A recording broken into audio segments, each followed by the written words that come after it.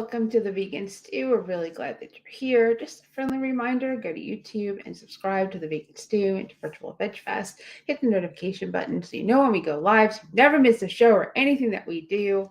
There's a great talk with Dr. Campbell on Virtual Veg Fest, so if you're interested in him, go check it out. And if you like prizes, I say this every week. If you like prizes, go to virtualvegfestlive.com and enter our wish pond so you can win prize packs from 11 of our sponsors. One of them being the sponsor Dojo Fresh, who is sponsoring all our live talks the month of February. They're one of our newest sponsors. Really cool. They make the seitan for you. You just add water, saute it up. It's amazing. They're coming out with new products. Small business, love supporting them. But you can win prize packs from Terra Seed, Hodo Foods, VegKey, Cinnaholic, Fabulous, which is the best sauces on the planet. And if you haven't tried them, Bernie Wild's Adventure Sauce, also an incredible sauce. Kathy Hester's cooking classes, Trupo Treats, chocolate, BV Kids, Total Body Lab, and like I said, Dojo Fresh. Let's see. I think that's all I have to say. I handled everything very quickly. Topic tonight is false promises and the reality of veganism. And every topic we want to talk about tonight falls under this. So we're going to have a lot of fun. There's a ton of current events that we're going to get to. Let's keep my little notes here. So we start. Let's bring in the stew crew. We've got Marla Rose from Vegan Street. Hey. We've got Sovereign from Morella Morning. We've Hello. got Veg Coach Ellen Jaffe Jones, realtor extraordinaire, and everything else. Pointing at she's got her name tag on and everything. In Florida, so if you want to move there, you know who to call. So let's see. We have, and I don't know, maybe some of the I think Ellen's already a little tired or slap happy or something. I am definitely tired. So we've got a number of things to talk about. Oh, there was one other. Oh, right. We've got the what is it? Chick-fil-A. Yeah. Right. I don't know. I guess let's start with like the worst. Let's start with the worst stuff and move into the food stuff. That might be the way to do it. We'll start with with the woman dying, and we'll make our way and end with tofurkey, and then we'll go into and I think this is all going to work with our topic. And a toxic dump. How about that too in the middle there? Let me take a look at the comments. Oh, if you have any comments or questions, that's one thing I forgot to say. Hey, put them in a little box, and we love you being part of the show. So please join us, and we love that. It helps us. It takes us away from what we're talking about and puts us on other topics sometimes, which is all good. So I shared with the team, with the stew crew, an article. I hate copying and pasting things from Facebook. I'm not going to copy and paste from Facebook because Facebook bastardizes it. It's not the link anymore. So someone else can go grab it from our thing because I can't do it. But I read it was on Instagram that a woman was served vegan tiramisu. I'm pretty sure this was in England, or at least in Europe, was served vegan tiramisu, took 2 bites, and died of a dairy allergy, which is absolutely horrendous. Which, the restaurant was not a vegan restaurant. They've eaten there. It is known for having vegan options. This tiramisu ended up being recalled along with some other stuff because it did end up having traces of dairy in it. Thank you, Marla. You can share it all everywhere. That would be even better than not just Vegan Street. Even better. Does it not show up in the? It's only Vegan Street right now. So I see. Yeah, perfect. So this poor woman, 21 years old, has obviously a very extreme dairy allergy. Took 2 bites of a vegan tiramisu, and this is not bashing veganism in any of the articles. The article that I read, it's more a matter of, and it totally goes with our topic. Can you trust where you eat? And this was a place they'd eaten before. Can you trust where you eat? Can you share on my pages? I did not write that. Who wrote that? Oh, Ellen, you're the best. You can totally copy it and share it to pages. You definitely went to one of them because what do I have in here? Do I have? I maybe I don't have you, Dad, didn't you? You know, I tried to quit you all, and I can't. You can't quit us. It's not allowed. So, thoughts on this poor woman, this poor 21-year-old, and dining in a restaurant they trusted, and 2 bites. Right. 2 bites. She ended up in a coma, and then she. Shock, right? They just went. I mean, I think we tend to think of dairy allergies as, you know, like stomach distress and maybe discomfort, Sinuses. but not really connecting it that it could be a very serious allergic reaction. And this is part of why it's a problem for people to call avoiding animal products that, you know, refer to that as being allergic, because it sort of diminishes the effect of what allergies can really be, which is quite serious. I know that there was another case of this in England, and I can't remember the name of the chain, but it's a small vegan friendly but not vegan chain, where somebody got something with that was labeled dairy free and vegan and died of at the restaurant of the same kind of like thing. So yeah, I don't know. I mean, I think if I had that severe an allergy, I would probably, not to blame anyone, but I would probably be inclined to never eat outside the house, you know, except for at vegan restaurants. Even then, you know. Yeah, but even then, this product was labeled as vegan. What's that? That product was labeled as vegan. It wasn't. They didn't make it. No, I know, It's but that's vegan. why. So even a vegan restaurant could have had that vegan tiramisu, and it Yeah. had enough dairy in it to kill her. Mm-hmm. That's Scary. really scary. Mm-hmm. That's I mean, you kind of have good. to look what happened with Amy's when they did the recall, because they found dairy in the vegan product. Oh, okay. It's very much where cross contamination happens. Yes, it gets a little surprising sometimes when you find it in a vegan restaurant, because we have to make sure that the standards are higher, Mm-hmm. because a lot of people that are coming in there to eat do have allergies, and of course there's no dairy, no animal byproduct whatsoever. So sometimes you never know. And I'm not saying you have to vet like the military, but maybe sometimes people that do work there, who do cook back there, sometimes they are vegetarian, or they may sneak something in and something can happen, or there's so much that can transpire. And yeah, dairy allergies do go beyond just hives and nausea and other things that can happen. They can lead to death being that serious. And I can't sit here and say, oh, we'll never go out and eat again, because it's kind of not fair. But one thing that I would definitely do if it were me is to really research and even call some of the restaurants and say, hey, I am coming in, even if it's vegan, and I do have an allergy. I've had something occur. Is it possible to make sure that where my meal is being prepared, if they think that you're being, bougie, or you're asking too much, and then you can take your bougie asking too much money somewhere else to somebody who's going to accommodate because they understand and they're willing to work with you. But you have to, you're protecting yourself as well. You don't want something like this. And I feel absolutely horrible.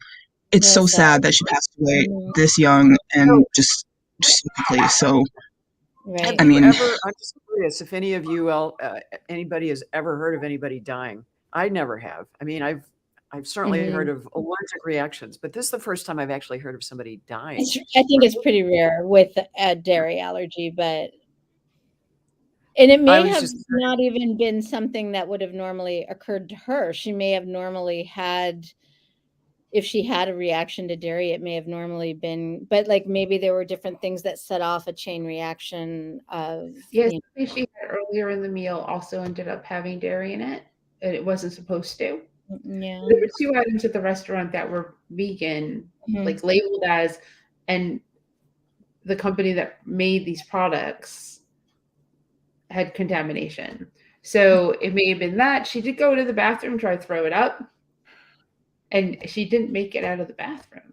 She passed out and ended up in the hospital. So it was really bad. like really, really bad. And once again, there are a lot of things that bash veganism, and this is not one of them. What this is highlighting is, one, if you have allergies, eating out for anybody, especially people with not allergies. And two, trusting that the vegan food is actually vegan. Because we all get sick, right? We all can have some discomfort after eating out in a non-vegan restaurant, and we don't know if we had cross-contamination or not. Or it just could be salmonella. It could be anything. Ellen? I'm struck by how often, like, we read labels that say this was made in a facility that may have cross contamination, or there are eggs and dairy in this. And I know I kind of just discount that because I figure that's kind of every place that's got that. And I just wonder, I'm curious, because I have had friends who have had serious reactions, like to shellfish. My mother passed out in a fancy restaurant after eating snails once, and they rushed her to the hospital. I mean, it was that close. So you have to take these things seriously. But is it okay if you read the label on a processed or packaged food that says made in a facility where there's dairy? I mean, should we all be that much more careful? I don't know. If you have a dairy allergy, you should be.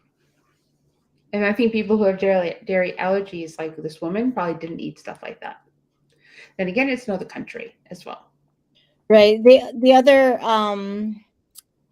place where this happened, I just looked it up, is in the UK, called Pret a Manger. They have other locations in the US, I believe. And it was the same kind of scenario where somebody just started eating something that was labeled as vegan, had a dairy allergy, and went into anaphylactic shock. So I guess that's the thing, is I would just be afraid to eat anything in a shared kitchen but you don't, like I said, there could have been a confluence of things that made that a particularly heightened reaction, Right. We don't know. We don't know. It's just sad. It's just really sad. It's not uncommon to have, like you guys said, something trigger something else to go. Like even with my health condition, it's interesting when you'll notice something ends up triggering something else that could be serious, and then you have to really dig to find. So the biggest thing with people who may have allergies is that anaphylactic shock, closing of the throat, or intense or immediate swelling somewhere. Something blocks off something, and it can cause instant death like that.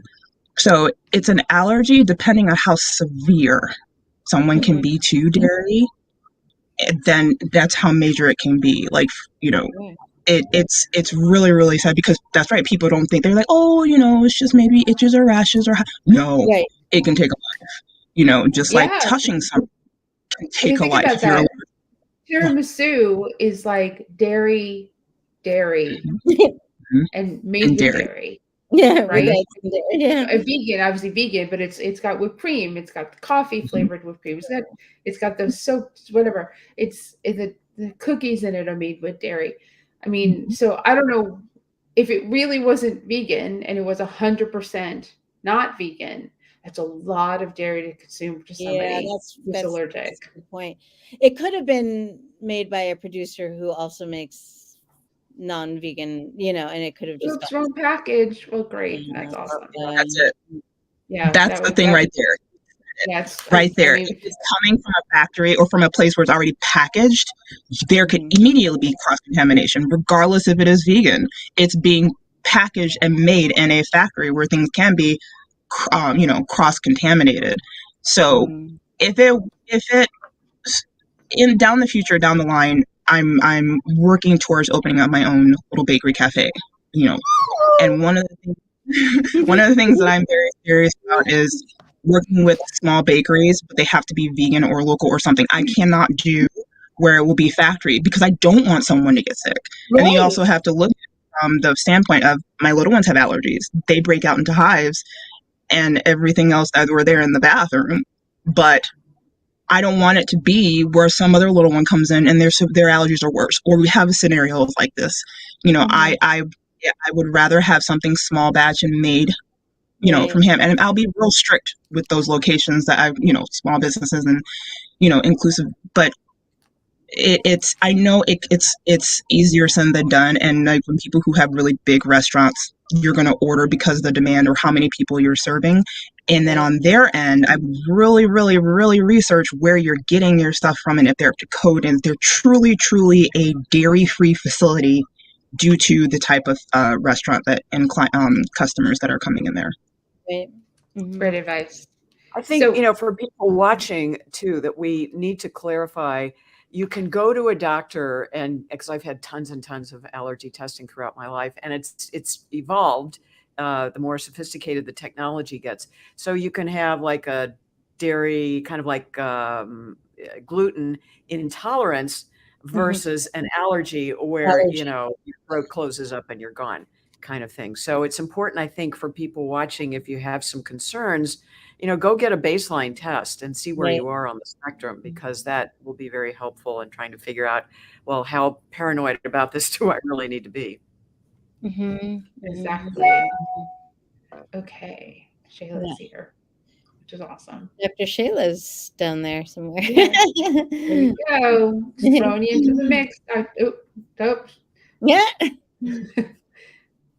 I'll do it, Rizzo. There we go. And you're in. Yes. Hi, Dr. The Shayla. bricks behind you. It's awesome. Can't hear you though.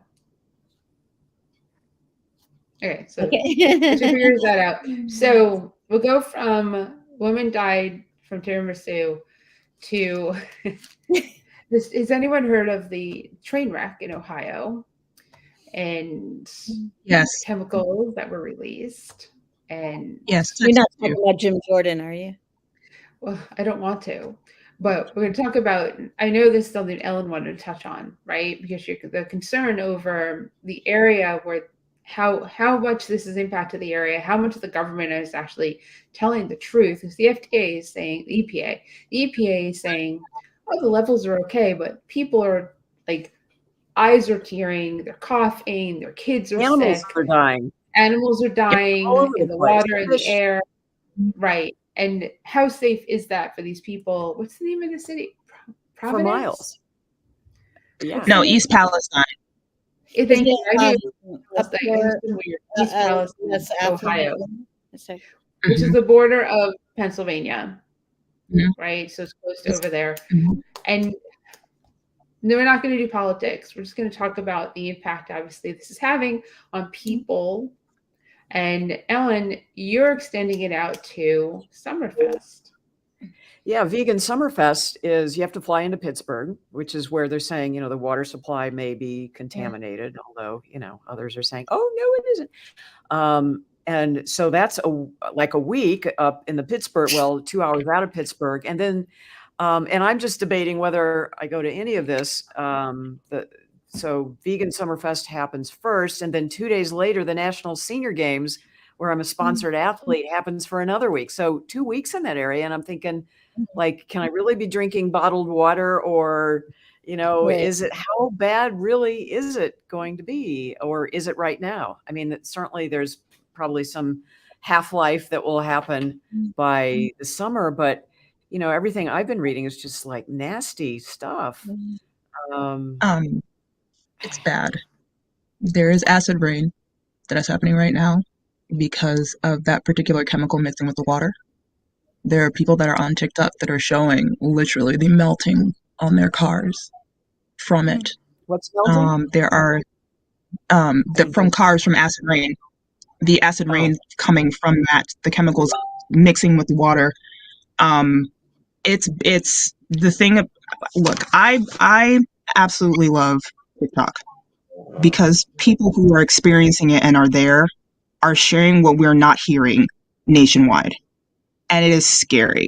They are terrified. It is now in the soil. It has affected over 7,500 farms. It is plant life. Someone said they were watering their plant and their plant died like that. Like they're like, this is bad. It is all of the fish. Someone took and showed how bad it is because they're not showing it. It is like something that you would see it's worse than a horror film. And this is not the only one crash. There was another one in Texas, in Houston, Texas. There was another one in South Carolina. That one wasn't carrying anything hazardous. The one in Texas was, I believe. And then there was another one where people were driving through a nitrous oxide cloud, like vapors, where I'm like, what is happening here? What is going on? Like, this is how many, it's been, I guess, 10, like, derailments, fatal or carrying a chemical, have happened, and is going into the soil. They're telling people to, to evacuate. It's spreading and spreading and spreading, and this is just extremely scary because it's in the atmosphere, and it's in the water supply, and it's in the ground. People are already getting sick. There have been reports of people getting deathly sick. They don't know what to do, and it's like, oh, here and there pop up to make announcements, or it's not that bad, when it really is. And I know they're probably saying it's not that bad because they don't want to scare people, but at the same time, you're not really being honest and truthful here. It's not helping, because people are getting their information from people who are going through it, and if you're not going to report about it, we're going to get it from where people are like, look, you need to know. And it's sad because people's videos are getting taken down off TikTok who are saying this is what is happening.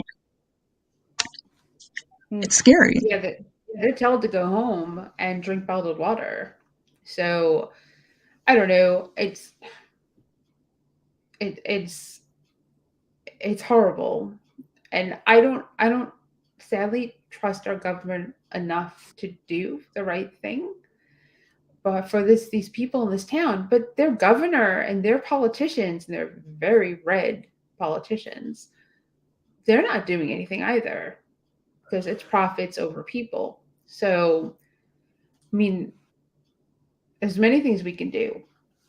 Corporations can be fined for carrying these things and not doing it properly. And if an accident happens, they're responsible for it. There's things that can be done that don't happen in our country, which is a whole other show, which has nothing to do with our topics. So it's just interesting. So Summerfest is in July. It's always around July 4th.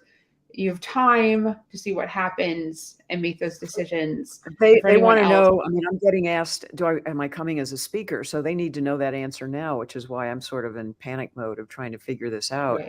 Right. I don't know. I mean, if you guys had to decide right now, what would you do?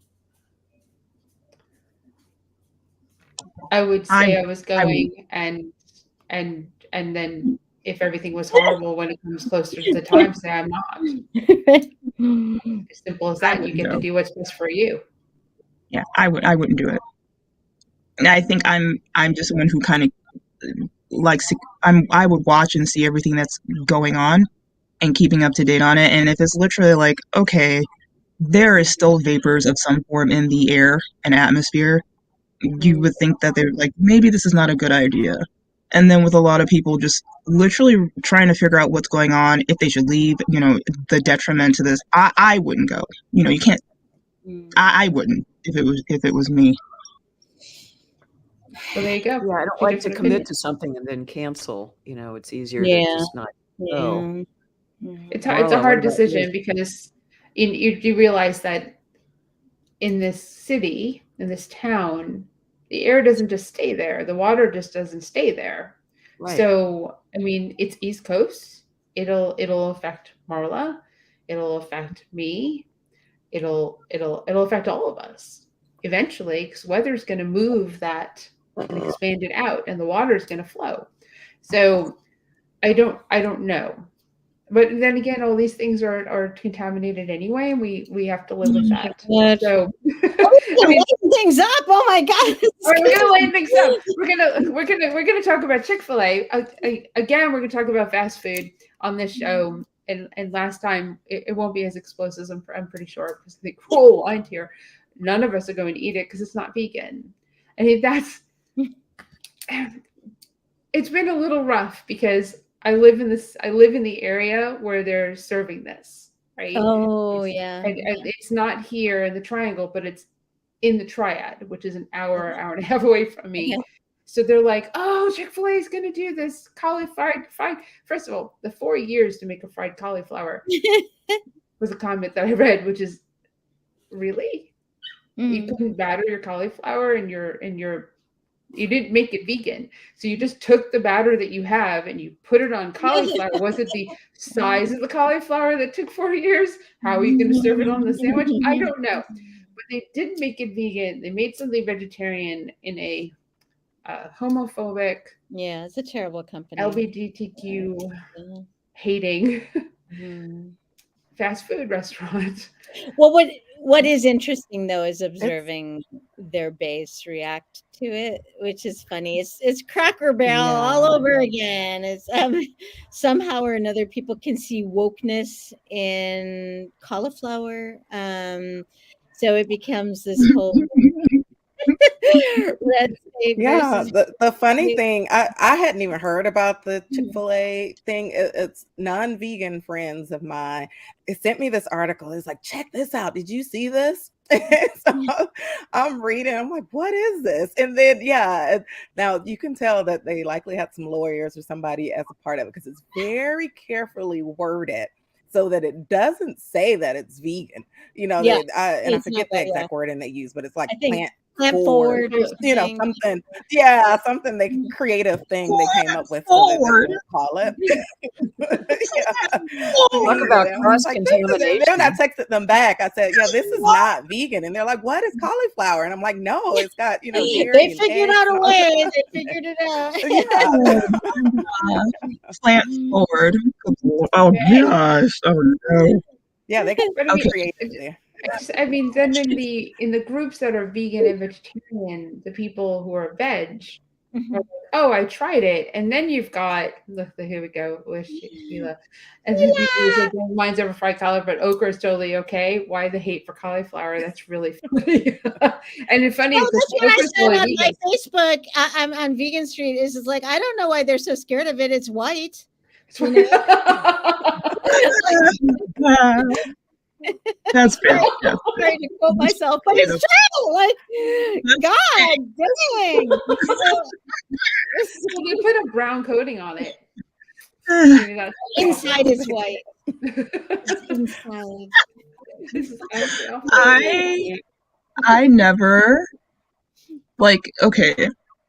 So besides all the obvious things with Chick-fil-A that I can't stand, it still rubs me the wrong way. This and then the fact that you still have people who know what they stand for or who are Yes. within the community that they targetly and they openly hate, who will still Yes. go in there and be like, girl, sis, the food is good, the nuggets and no.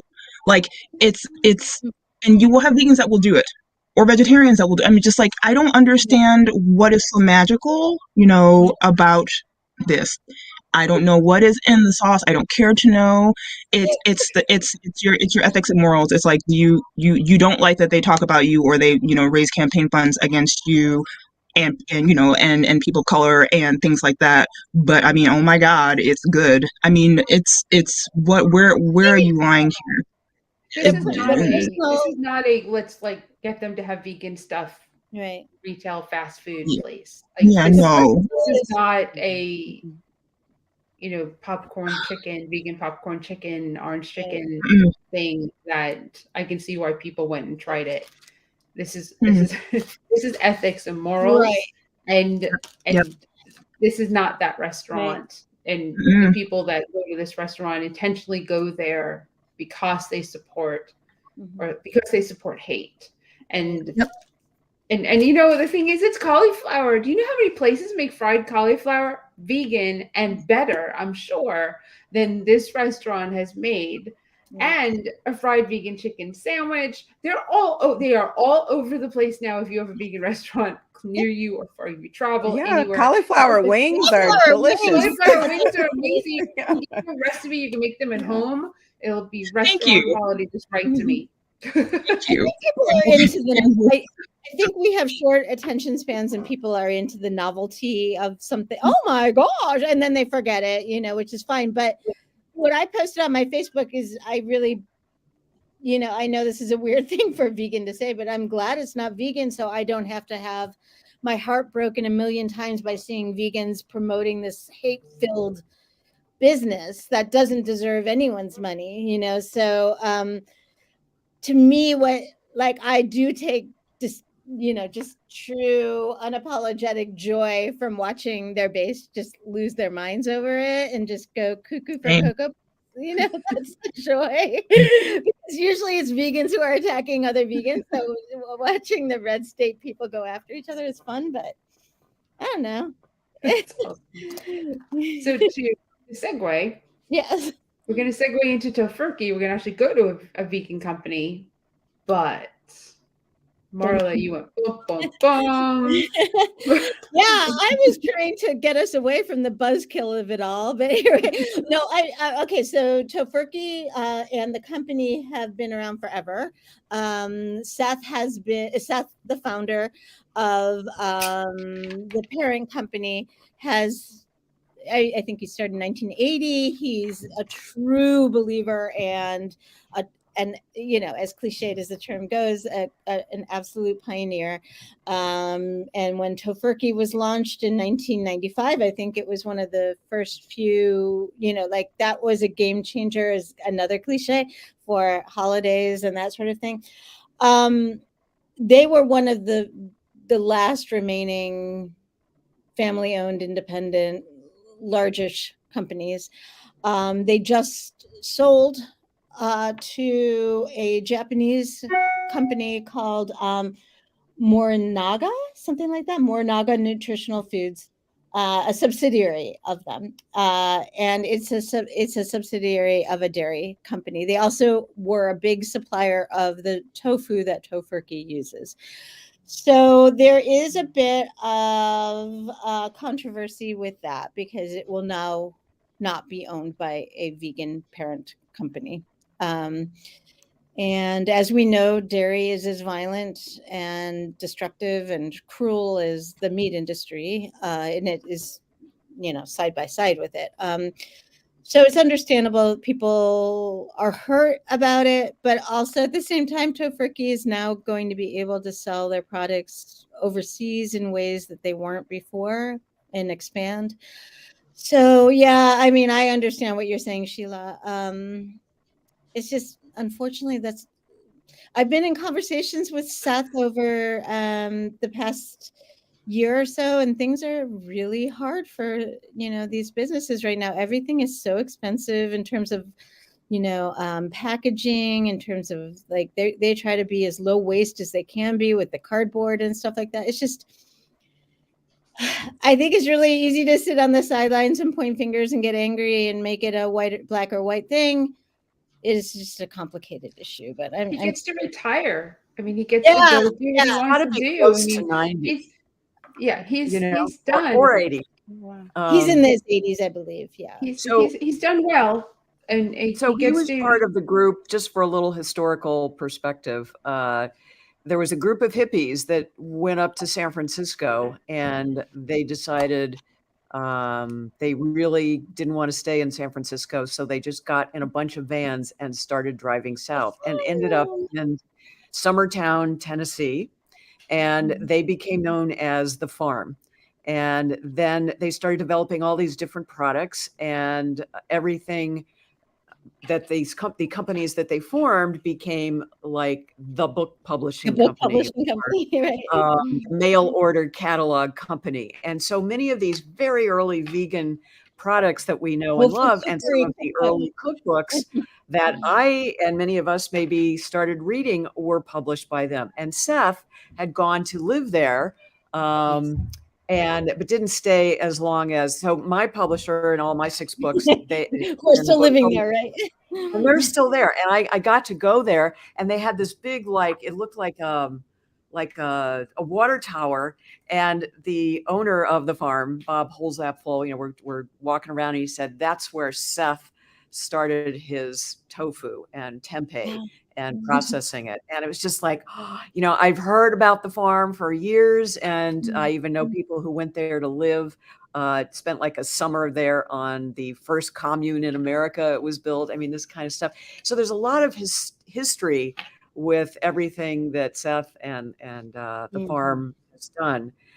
Seth kind of broke off fairly early on to do the whole Tofurky thing, and sort of the rest is history. But he's very much connected to people still in the movement and supportive He's of a all the things wonderful man. done. He's a And wonderful man. I don't think he has kids, right? I know he has a stepson who runs the company. I don't know biologically. I haven't asked. Yeah, I mean, I think legacy-wise, as we start to get older and we start thinking about like, okay, what is my legacy going to be?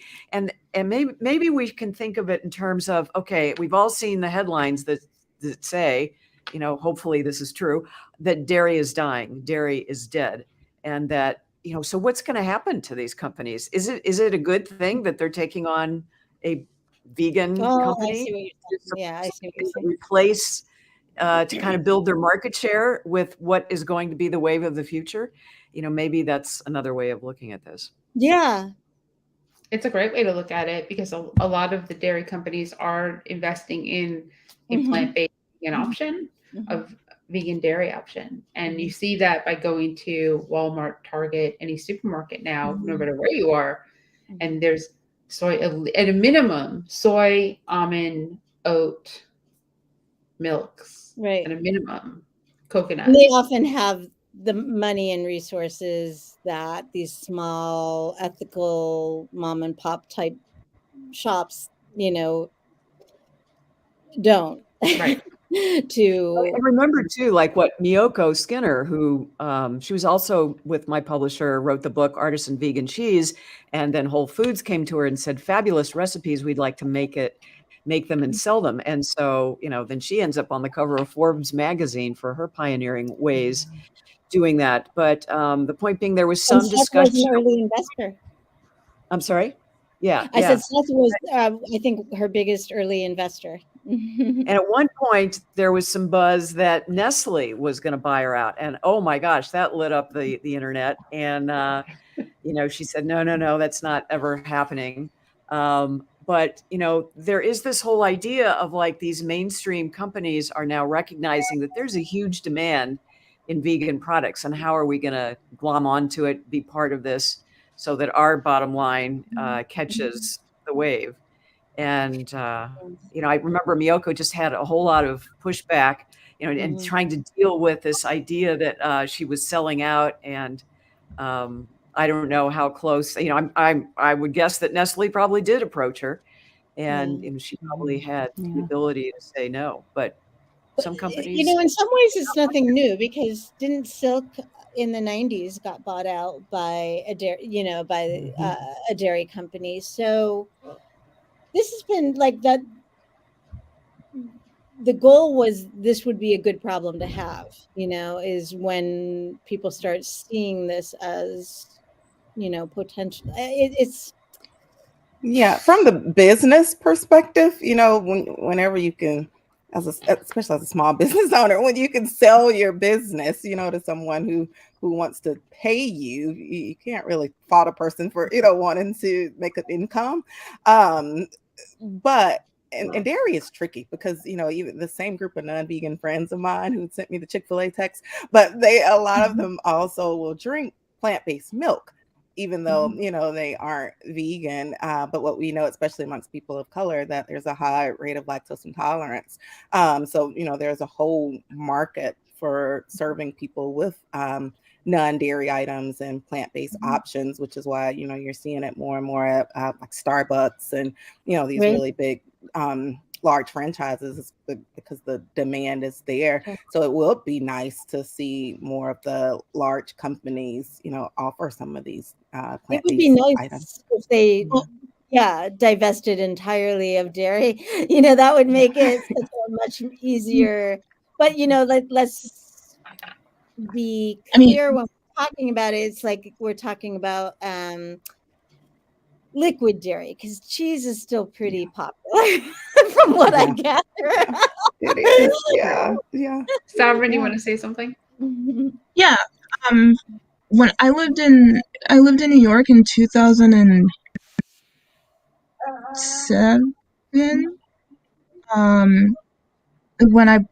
2007 for 2007, 2008. And when I moved down there, it was for modeling, but I ended up quickly getting a job at Starbucks. And Starbucks was already doing like almond milk. Almond milk and soy milk were already like there, not unusual to any New York. So of course California had it too. Predominantly, normally with Starbucks, if they have it at their stores, it's there in all stores. And then they started bringing in oat milk, which I think had been there for like maybe a year or two, or maybe even sooner. But that was the only coffee shop that I knew of, a coffee place that had that available to people who may have had dairy um, um, intolerance. And so now more are following suit. So it's more commonly, present in lots of places, coffee shops and things like that now, and it's a good thing. It's a really good thing. I'm really happy to see that, happening. And part of this battle has been what Miyoko took on when she got sued by the dairy industry when they were trying to say that she couldn't call her cheeses cheese and butter and milk, and all these common terms. And there was even this effort for a while, if you remember, like a couple of years ago, where they were trying to segregate the plant-based everything from the dairy everything, because, oh my goodness, we wouldn't want to confuse people in the dairy aisle. They wouldn't want to accidentally pick up a plant-based milk thinking it was dairy. So, there was just all these word wars that went on. Right. And I think it's And just Tofurkey has been in that too, like fought to Right. use terms, sausages and brats and stuff like that. And I do want to say, because this is part of the whole story, is, Daya is the same. They became more successful. They got bought out. But like Tofurkey, they kept their employees, they kept their basic corporate structure and their goals, their environmental goals. Tofurkey's going to be doing the same thing. So they're not like firing people and stuff like that. Exactly.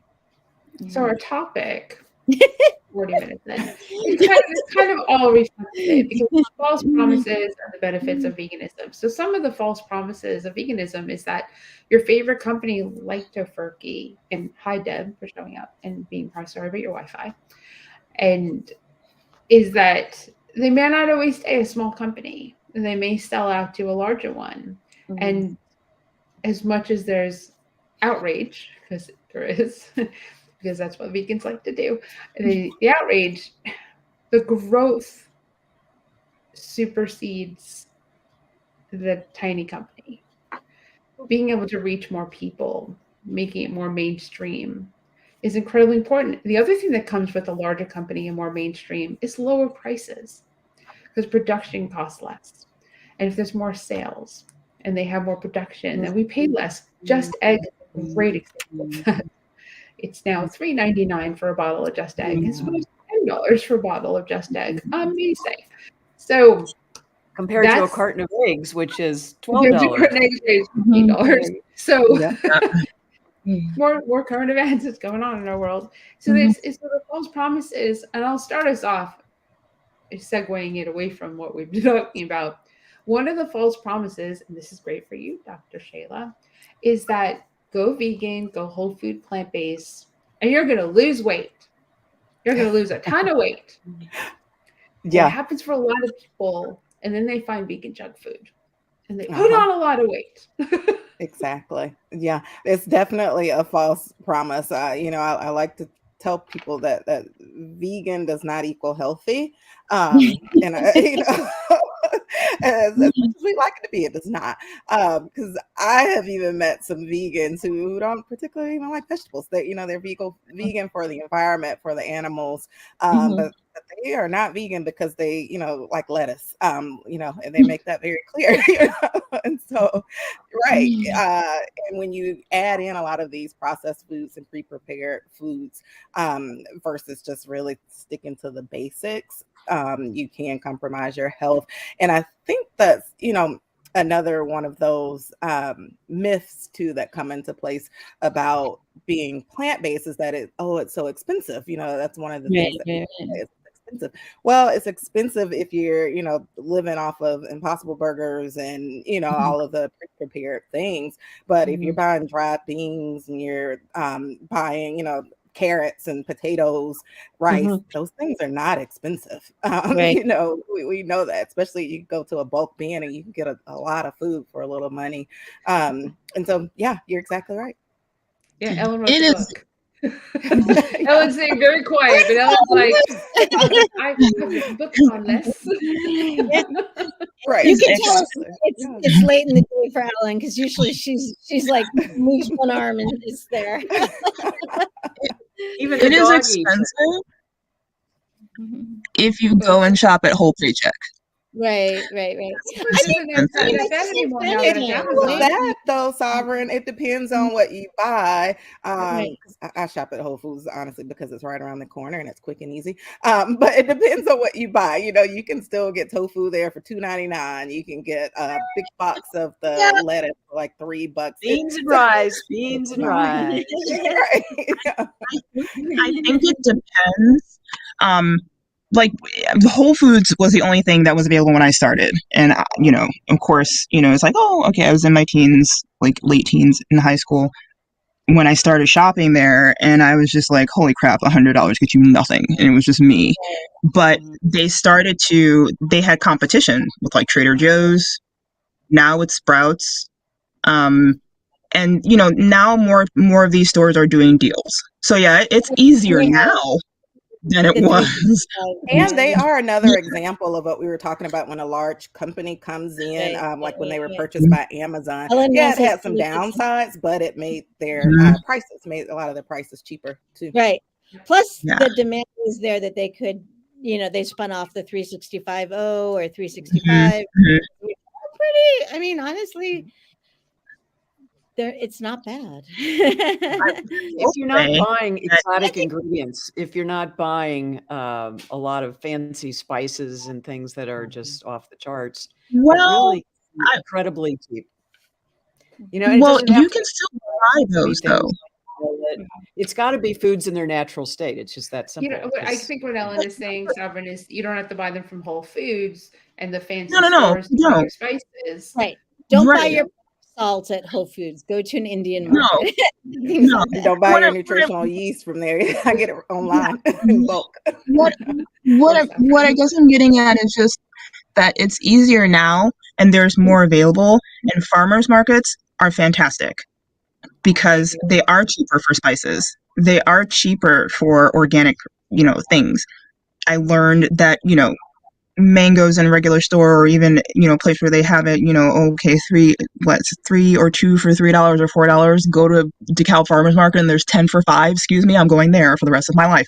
It's just they offer more. The small farmers markets, even ones that are a little bit bigger, they really, really do. I think some people don't know, or they do have to go by what's by where they live by. The good news is that because there's so much price competition, there's more Aldis too, Right. Where my sister shops, and she's like, it's just her, but she can save.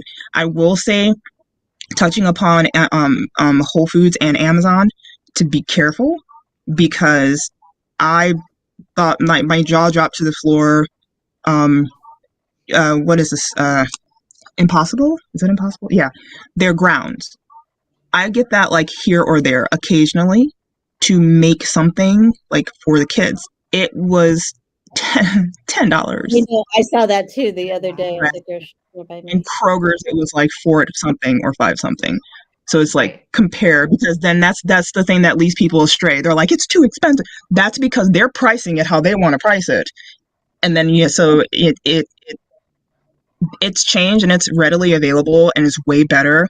But sometimes you still kind of have to search, especially for those type of items. Those types. Anyone who grew up, my mom used to coupon clip, and I used to do that with her. Because when you're shopping mainstream, there's coupons all over the place for things like paper towels and detergents and soaps that we don't use, or I don't use, because they're not vegan, they're not cruelty free, or whatever they are. Right? But people who are frugal And it doesn't mean that you can't be wealthy and frugal at the same time, but people look and see where they're going to shop to find where it is that the prices are that make sense for the things you need to buy that week. Yeah. If you shop like that, people are looking at, well, I'm not buying Impossible Ground this week, or if I really need it, maybe I don't need it, or I need to go to multiple stores. And then you have to factor in the cost of time and gas to go to the multiple stores. So maybe it's just worth spending the $10. There's a lot of factors that go into making decisions where you're going to buy something. Or like, maybe I don't like Walmart at all, but I will order our seltzer water from there. One, because I get like a free delivery option, and so I don't have to personally shop in there. They will get it and they will bring it to my door. And it's great, and it's cheaper to get seltzer water at Walmart than it is at Whole Foods for sure.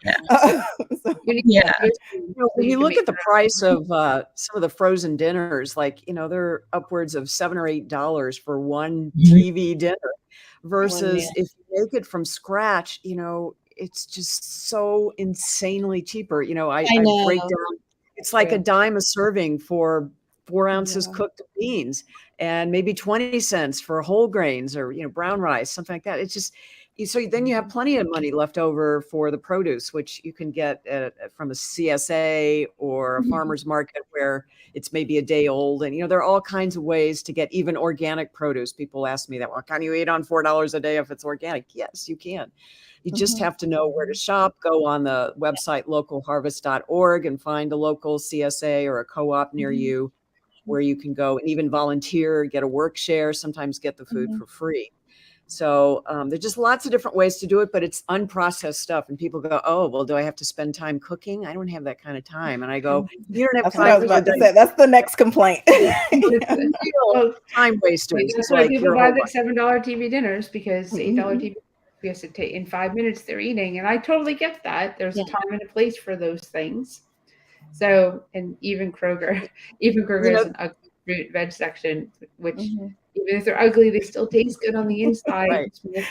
They used to have in Florida. They used to have ugly ripe tomatoes, but I haven't seen those in a couple years. I think there was some kind of backlash. Somebody was upset, but they were ugly and they were really ripe, and totally delicious. But yeah. There is a website called Misfits Market. I don't know if you guys have heard of it, but I absolutely love it because it's like the oddest shaped, what people will be like, not pretty. It's just like the coolest thing for me. And it's cheap. You have to be careful though, because they got in trouble because they were, some of the boxes, because this box, you don't know what's in it. They pack it and you just pick yours, had a lot of moldy things. But I definitely will say that it is definitely better to cook from scratch if you can. I have like I said, I'm the one with an 8 and a 9-year-old who eat like 18 and 19-year-olds. And I cook as much from scratch as possible, but I do for the, the past 8 months or so, while I could not mobily be mobile, I was in therapy, so I couldn't do that. I really depended on delivery. And it's great because Dr. Shayla, you were talking about, like, I don't like Walmart either, but their Gardein is like $4.99 or $3.99 sometimes compared to where it is. If I need to grab those, deliver please. It's just when you have like they eat, and so like their growth spurts when they eat, I kid you not, because they're back to back. So 1 month and one doesn't want to eat, the other one's like, I'll take over. And it's just like, oh my gosh. But it is really good to have a co-op. That's another thing. Some food banks are even starting to carry more organic produce and items. Having friends that do have like that do grow, and give and things like that. I know several here in Georgia, and there's a lot of work kind of into if you are like, either single or it's just the two of you and you don't have young children. It's way easier, I will say that. But I have to bargain shop around to see, and it really is another sad. mom hack Sovereign. I've got 3 boys, so I Yes, feel your oh, pain with yes. hungry Oh, kids. no. Yeah, Oh, another mom hack is frozen vegetables. I love yes, to yes, load up on yes, those because they're quick and yes, easy too. yes, yes. I never knock. Also, making your own jelly. Don't you ever pay $5 for a little tiny jar. There's a trick. Buy frozen vegetables and sugar and chia seeds and let that boil over and then let it firm up in the fridge. I swear to you, it's the easiest thing and cheapest thing. You learn hacks. That's the greatest thing in the world. But yeah, So yeah. let's move over to strawberry over there. Oh, What's and up? What's up, you Ellen? know, So strawberries. I just saw those today, and I wasn't sure I could get it up on the screen there. But just when you think food can't get any more weird, so they're charging a lot of money for white strawberries. I mean, what did they do to make the strawberries white? I mean, these strawberries really wanted to be red. They were trying, and I thought they were just unripe when you put them. They're unripe strawberries. No, No, no, it's it's just like they're so They don't insane. look good. Like, it's Is why? this no, a it's Florida thing? So This is a Florida strawberries. it's a thing, right? They want the strawberries to be white. no, it's an actually it's an heirloom. It's an Are heirloom those seed. They're called snow. They're called snow strawberries. Where they do grow that way. It's like a because my friend does it, so she grows them. But it's like the original area where they originally were found and grown was not in the United States, but it is like a particular somewhere where it originated was Europe, that area. And they're So sweet. it's now like No, here. it's like a mulberry, whereas it just doesn't taste good. Because It tastes I'm okay. from St. Louis, former home of Monsanto, there's a lot of discussion between the difference of GMOs and hybridization. I suspect this was hybridization, where basically they forced plants to mate with other plants that maybe wouldn't have done that, or maybe maybe it is hybrid, which means that, as Sovereign says, it was like something that did happen naturally in nature. I've just never seen them. So and Plant City, Florida, if you go to your local grocery store in the States, this time of year, most strawberries come from there, which is just up the road. And I've never seen them growing there that way. Point being is, like, you can get into all these exotic forms of fruits and vegetables and then charge a lot of money when just, the basics you can grow in your backyard maybe, or in an earth box. And it could be so much cheaper. And that was really the whole point. They were offering these for Valentine's Day, of course, and charging an arm and a leg for it. And it's just not promoting that myth that plants are more expensive when they don't have to be at all. Right. So before we end, I want to segue into another thing about false promises for veganism, because we've done a great job of the positives of veganism in this show for sure. Another false positive, and this is just gonna be a rough one, it probably needs its own show, is that people will be nice and sane. Oh my God. No. They're not? No.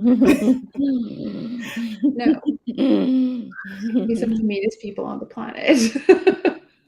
I mean, not everybody. I guess we all could be if we wanted to, but in defense of people being mean towards you, Right. the goal of joining something is develop community, and that's why we do this. We're developing community. We're reaching people. We want them to know that it really isn't bad to come over to this side and save the planet and save the animals, and of course, it benefits your health.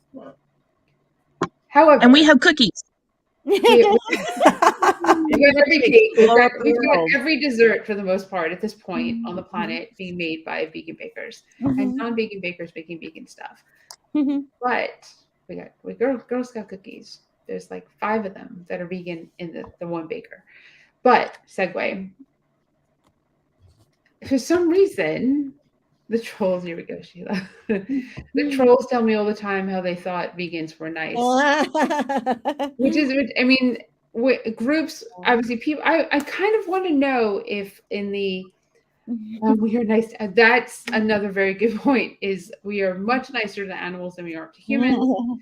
And I kind of wonder, every faction on the planet, every faction of group of people has infighting. We are no different.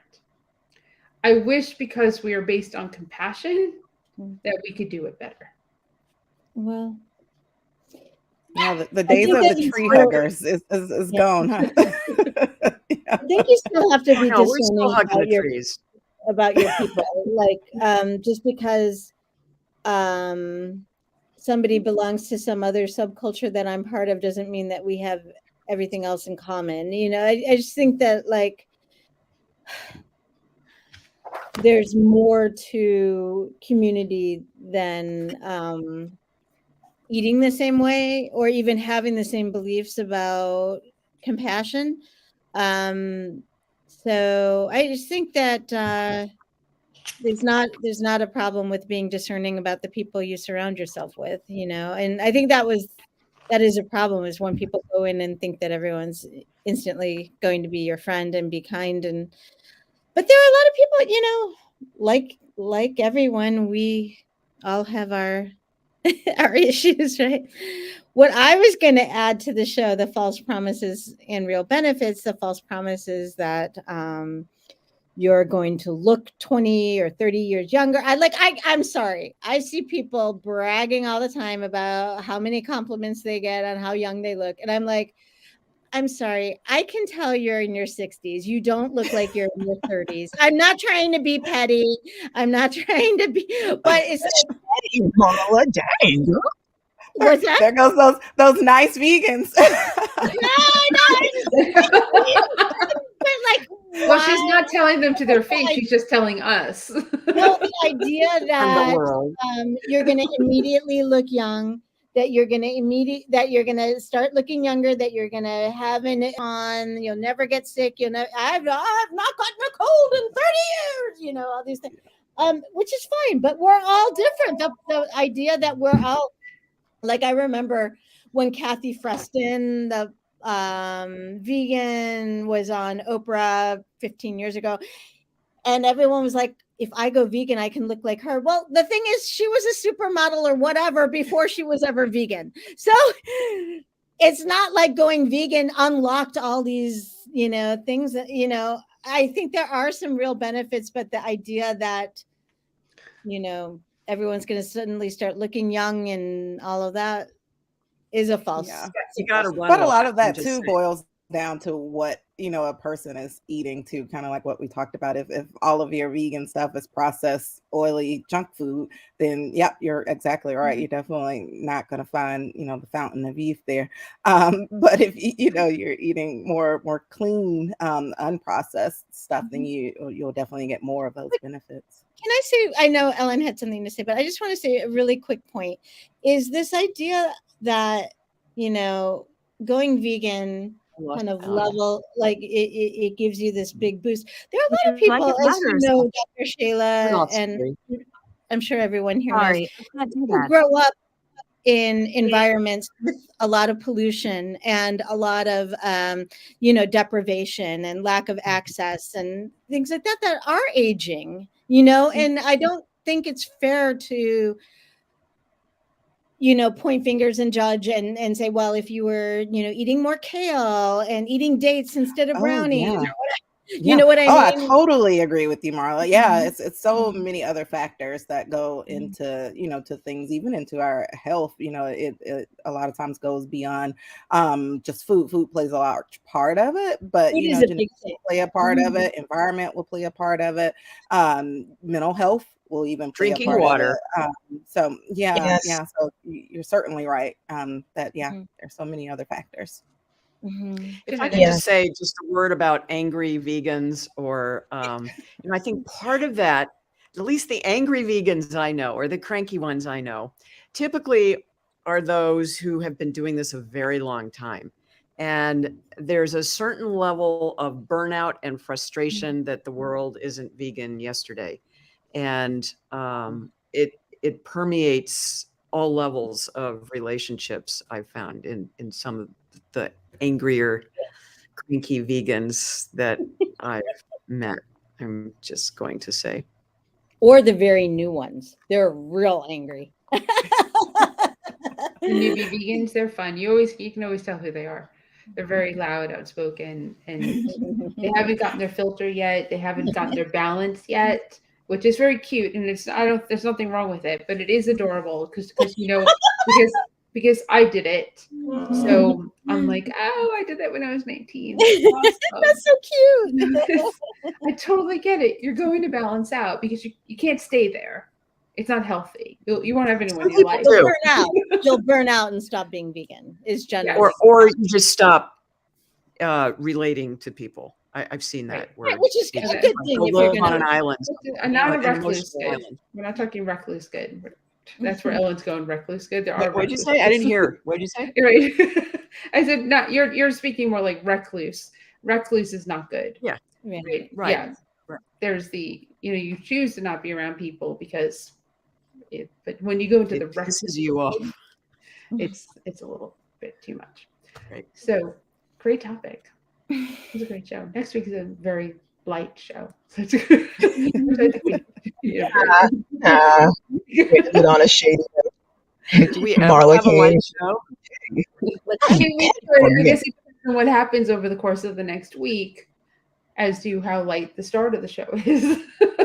Because who knows at this point, who knows what's going to happen in the world that we get to talk about because there's so much. I mean, we look out for the balloons. Yeah, I know. It's like, we just like collectively catch a break, you know? Is it possible? You know? Like, I know it's just it's a wacky idea, but yeah. Okay, well, let's close out the show and I'll let everyone know what the topic is next week. Thank you, Marla. Thank you, Sovereign. Thank you, Ellen. You're not going anywhere. You're staying right there. Weekly is what I mean. Thank you, Dr. Sheila. And thank you once again for joining us for the Vegan Stew and being part of our conversation and listening to what we have to say, which is pretty awesome. Next week, our topic is going to be components of a vegan kitchen from budget-friendly to high-end. If you've watched our show for a while, you know how much we love this type of conversation. And maybe we'll get Kathy Hester to come back on again because she's a great guest for that type of show. We have all the kitchen products. And it'll be fun. It's light. Sometimes we need light after heavy topics, heavy conversations, and a world that is not light. So as a follow-up, I mentioned that Stephen had surgery last week on Thursday. It went well. And he's home. He's resting. He has some pain, but it took out a foot of his colon. It weighs over 2 pounds, which is pretty awesome. And he's okay, which is incredibly important. And for me, and not for you maybe, but it was really important to me and his mom and his family. So I wish you to be kind, be healthy, be nice, and we'll see you next week, 7:30 Eastern Time with the Stew Crew. Thanks, everyone. Bye.